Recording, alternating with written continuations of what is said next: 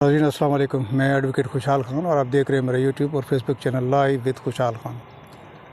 नाज़रीन, आज छः इशू हैं जिनको वन बाय वन डिस्कस करते हैं, उनका जायज़ा लेते हैं ब्रीफली।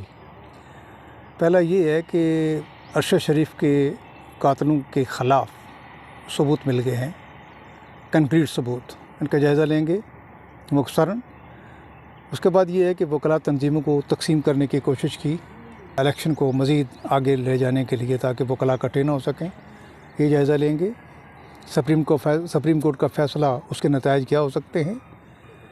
एक्टिव डिफेंस, DGMO और DGISI, ये उस मुतलका बेंच 3 मेंबर बेंच के साथ जो इलेक्शन का फ़ैसला कर रहा है उसको जाकर के क्यों मिलते हैं, इसका जायज़ा लेंगे। बजट पास कराने के बाद हम इलेक्शन करवाएंगे, ये हुकूमत कहती है, इसके पीछे क्या राज है। इसके अलावा काजी फ़ायज़ ईसा और चंद और जजेस इम्पोर्टेड हुकूमत की कि ये इसको तकसीम करके कमज़ोर किया जाए, और किसी हद तक कमज़ोर करने में हुकूमत कामयाब हो गई, ये इसका जायज़ा लेंगे। उसके बाद IMF ने 1 साल हो गया है, इनको कर्ज़ा नहीं दिया, $1.1 बिलियन का कर्ज़ा नहीं दे सके। ये इसके पीछे क्या मुहर्रकात हैं, क्यों नहीं दिए, ये क्यों नहीं ले सके, हुकूमत क्यों नाकाम रही है, ये इसका जायज़ा लेंगे। उसके बाद इंडिया में इंडियन फॉरेन मिनिस्टर ने बिलावल के साथ कैसा सलूक किया, वो इसका जायज़ा लेंगे। और इसके बाद फिर ये देखेंगे कि PTI के जो कल की रैली थी उसकी जो रिपोर्ट्स हैं वो आला हलकों तक क्या रिपोर्ट्स हैं। तो पहले ये है, इससे जायज़ा लेते हैं कि इलेक्शन और उसका फ़ैसला और सुप्रीम कोर्ट। तो नाज़रीन, मैंने पहले भी बताया आपको कि इलेक्शन एनी हाउ इनको कराने पड़ेंगे।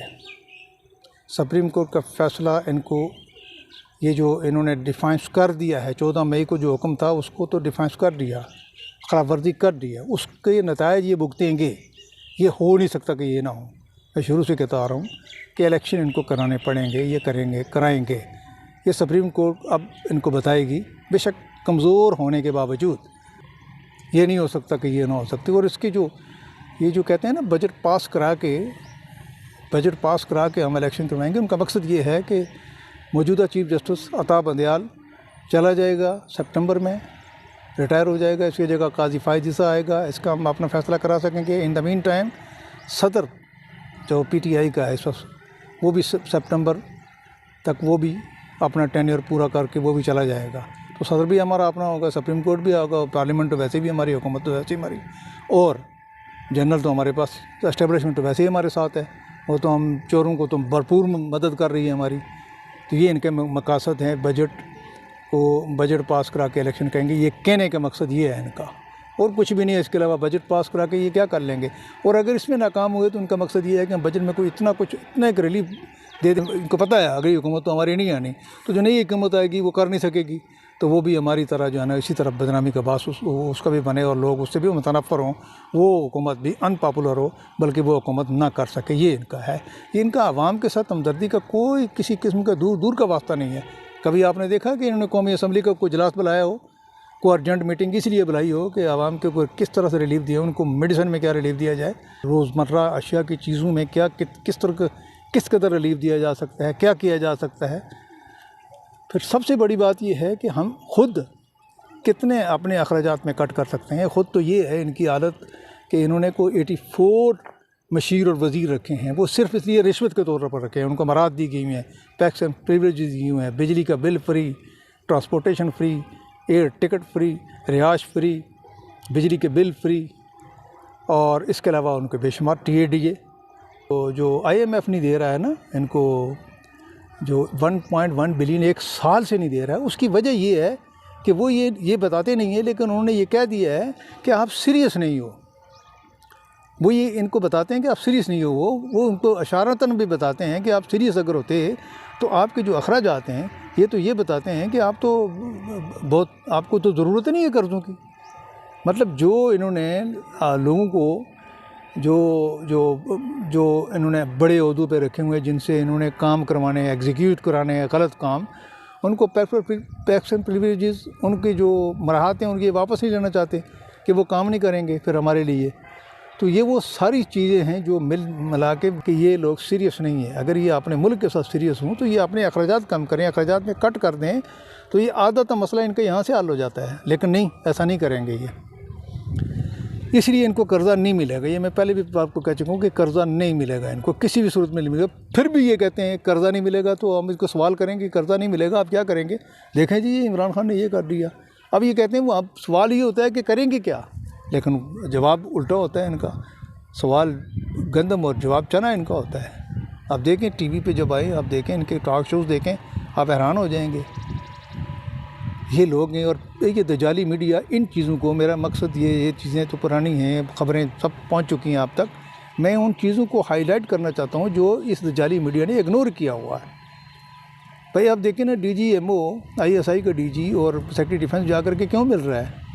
वो कहते हैं हम एपोलिटिकल लें। तो अगर एपोलिटिकल लें तो serving DGMO, serving DG ISI, ये उस मुतलका बेंच को जा कर के क्या ब्रीफिंग दे रहा है कि आप इलेक्शन ना करवाओ।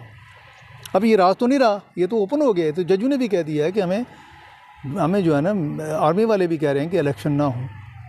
तो ये फिर एपोलिटिकल कहाँ से रह गए? ये चीज़ कभी मीडिया नहीं उठाएगा, बल्कि उल्टा वो कहते हैं जी वो मिलिट्री वाले कह रहे हैं तो उनको मान जाना चाहिए। यानी किसका काम है ये ऑर्डर पास करना? सुप्रीम कोर्ट का सोल जुरिस्डिक्शन है, सिर्फ सुप्रीम कोर्ट ये कर सकती है।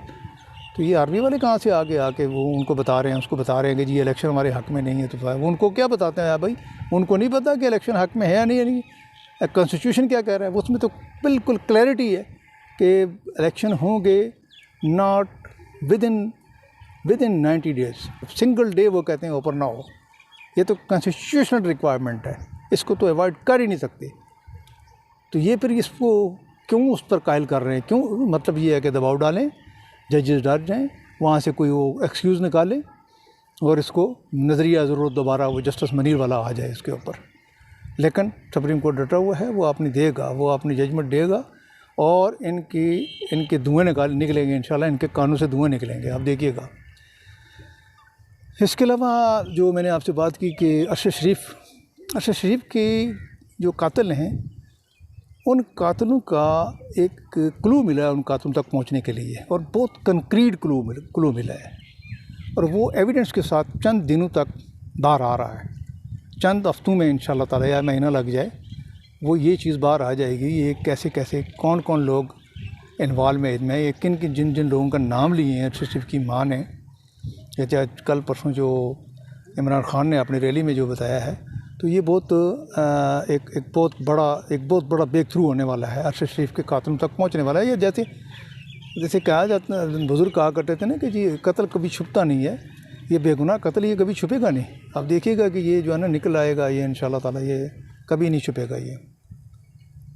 इसके अलावा बिलावल भुट्टो के साथ जो वज़ीर ख़ारजा ने किया, उसने बाकी चीज़ें भी बहुत सारी हुई हैं, तो वो तो आप देख चुके हैं। लेकिन एक जो बात वज़ीर ख़ारजा, इंडिया के वज़ीर ख़ारजा ने बिलावल भुट्टो को कही है कि ये बंदा प्रमोटर टेररिज्म का प्रमोटर, सपोर्टर, जस्टिफायर हमारे पास आ गया है और उसकी तर्जुमानी कर रहा है, हमें बता रहा है हमारे साथ बराबर के हम भी दहशतगर्दी के ख़िलाफ़ हैं।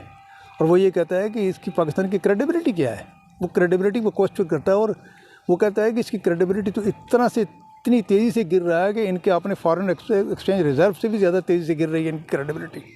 तो ये बात बदकिस्मती से उसने सच कही है। ये पाकिस्तानी जो पाकिस्तान के जो हल्के हैं, जहाँ जिनके पास ये इख्तियारात हैं, मुल्क चलाने के इख्तियारात हैं, उनको ये इस पर सोचना चाहिए, गैरत खानी चाहिए। और मेरे ख्याल है अब बेगैरती छोड़ दें अगर, तो इस पर गैरत का मुजाहरा करें। गैरत सबसे बड़ी चीज़ होती है। ये पैसे ही जेब में डाल करके उससे खुश ना हो, गैरत को भी ज़रा देखें। तो इसके अलावा जनाब PTI की जो उन्होंने रिपोर्ट्स दी है PTI की रैली के बारे में, वो भी अनप्रेसिडेंटेड उन्होंने कहा रिस्पॉन्स दिया है। पब्लिक ने अदलिया के साथ इज़हार यकजहती किया है इमरान खान की कॉल पे। पब्लिक बिल्कुल एक तरफ है और जो हुकूमत है वो टोटली दूसरी तरफ है, यानी बिल्कुल अपोजिट साइड पे हैं। उन्होंने बहुत वाज़े जो एजेंसीज़ ने रिपोर्ट दी हैं और ऊपर तक जो टॉप तक गई हैं। अब ये जाते हुए कोई बदल दे तो वो अलग बात है, और वो अगर अंधे हो जाएं तो वो अलग बात है, कबूतर की तरह आगे बंद कर लें तो वो एक अलग बात है। लेकिन ये रिपोर्ट्स जा चुकी हैं और इसको भी कोई हाईलाइट नहीं करेगा। मकसद कहने का ये था कि ये दजाली मीडिया जो इम्पोर्टेंट इशू हैं, जो इम्पोर्टेंट पहलू हैं इश्यूज़ के अंदर, उसको नहीं निकालते। ये बड़ी अफसोस की बात है कि मीडिया अब वो नहीं रहा है। यानी मीडिया अब एक ज़माने में होता था कि शाफ़ी की एक इज़्ज़त होती थी, अब तो उनके लोग उनको जो आप उनके देख लें सोशल मीडिया पे जाके जो उनकी हालत होती है, जो उनकी शलवारें उतारते हैं ये जो सोशल मीडिया वाले, और उनको भी पता चल गया है कि हमारी क्या हालत होगी, हमारी रेटिंग क्या हो गई है। लेकिन उसके बावजूद शर्म उनको भी नहीं आता, चूँकि वो हड्डी हराम की खा के उनके अंदर हराम जा चुका है, उनके अंदर गैरत ख़त्म हो चुकी है। ये मीडिया के बारे में बात कर रहा हूँ मैं। नाज़रीन, आज के लिए इतना ही। इंशाअल्लाह ताला दोबारा मुलाकात होगी। अल्लाह हाफ़िज़।